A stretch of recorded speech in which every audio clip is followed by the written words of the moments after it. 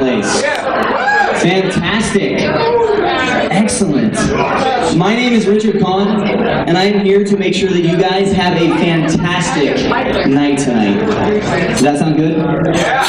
Excellent. I'd like to start off by saying a few words, if I may.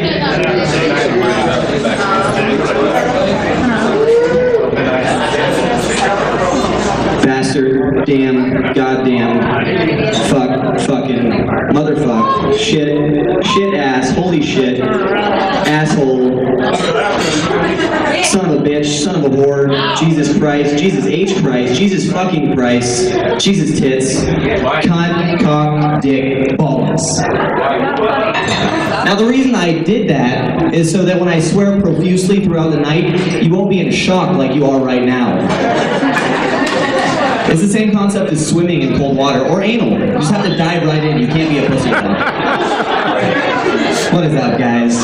It's gonna be a good night. You got good food. I see you guys are enjoying the fantastic drinks. Give it up for Don Mike holding it up down behind the bar.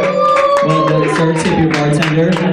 Got some excellent music coming up pretty soon. And I am stoked. I am excited to be here.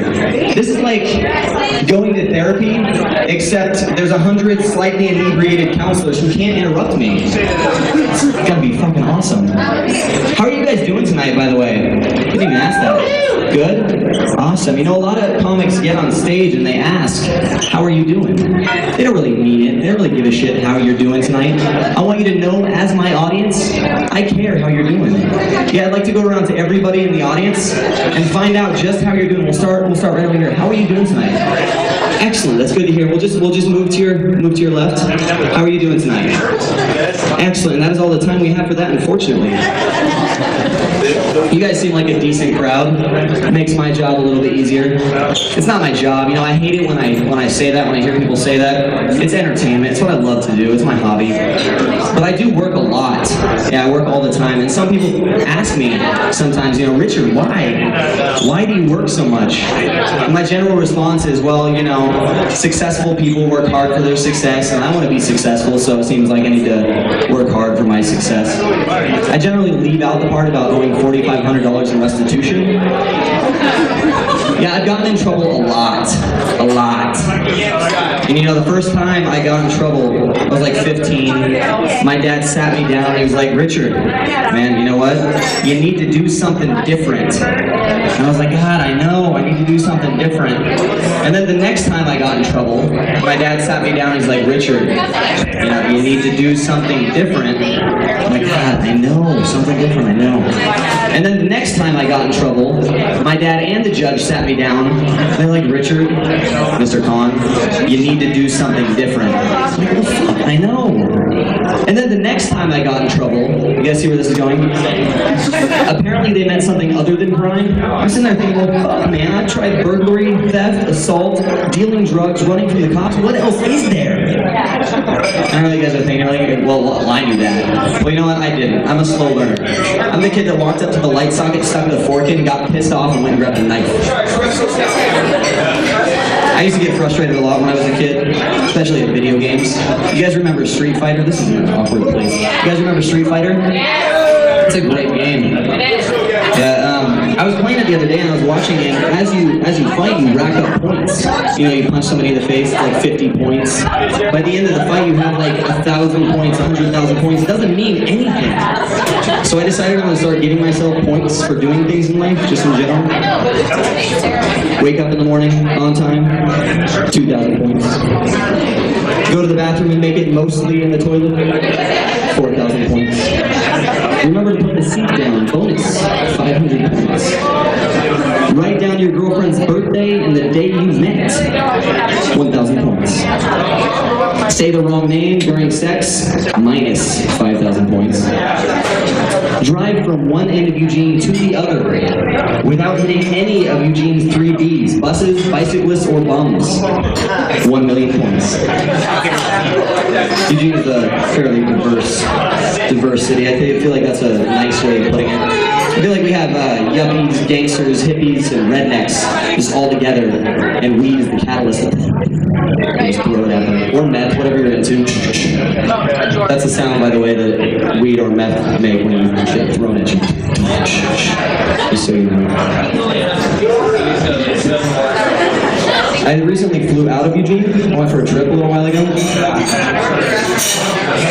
And I had never flown out of Eugene Airport, so I asked my friends for some advice, which is always a bad idea. I have some smart-ass friends. I asked them, like, so what's the deal with Eugene Airport, new security, all that stuff? They're like, yeah, you need to show up a little bit early, probably a couple hours at least, to make sure you make it through security. I'm like, oh, okay, that makes sense. You know, it's a small airport, kind of a big city, big-ish city.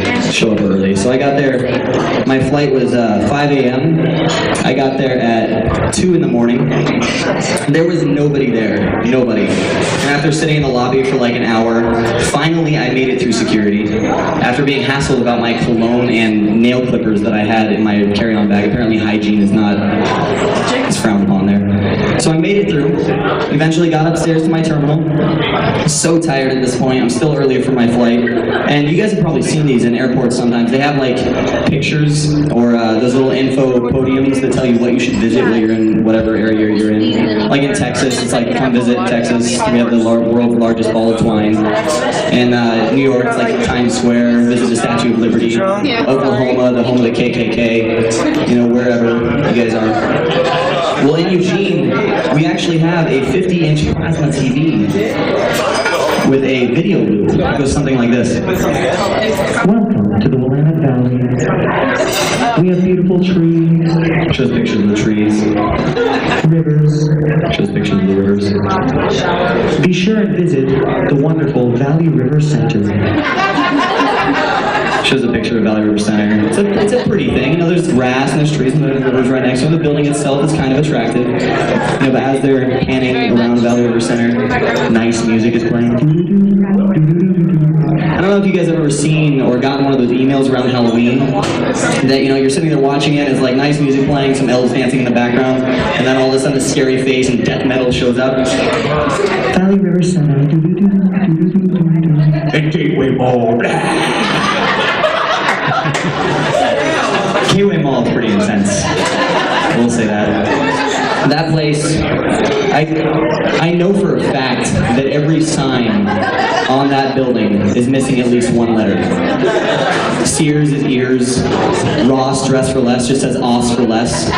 It'd be a German prostitution ring, which would not be that far-fetched for Gateway Mall. And you know, did you know they have a church in Gateway Mall now?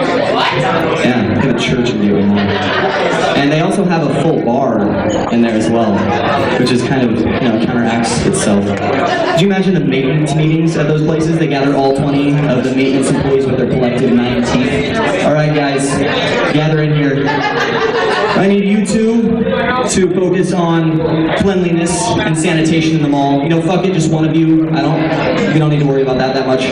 Carry the two. The other 13 of you, I need you guys to keep those neon tubes burning bright, because those are important.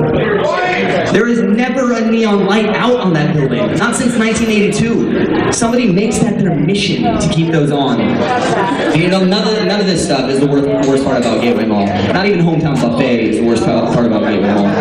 The worst part? Chuck E. Cheese's.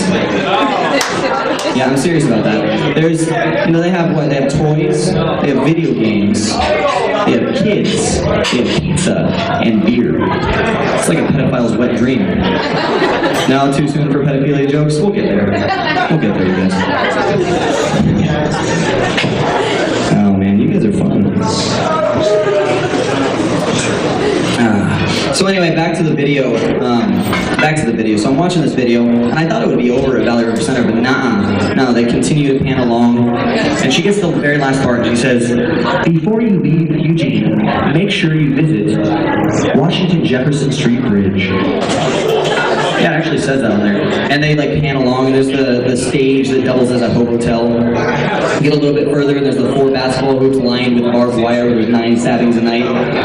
You get further than that, and there's the playground that is also a needle dispensary or exchange, however you want to look at that. And I thought that was the end.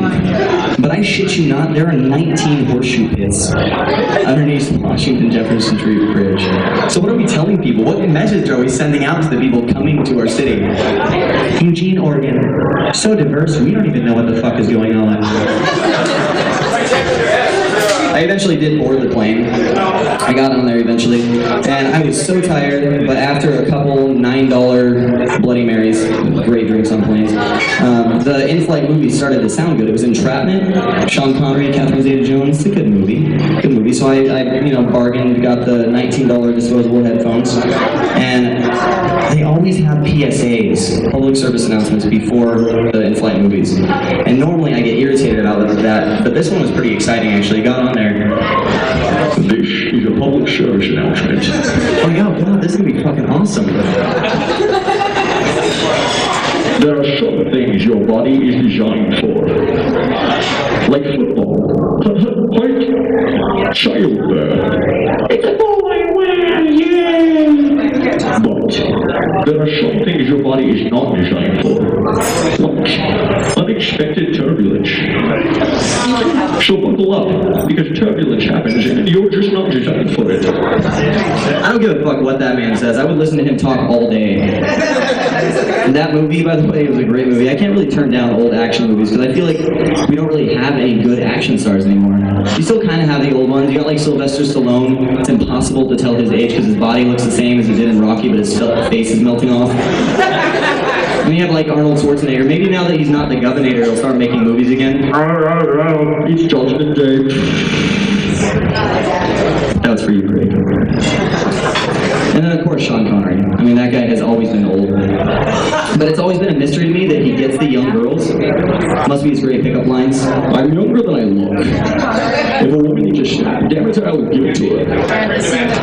Anyway.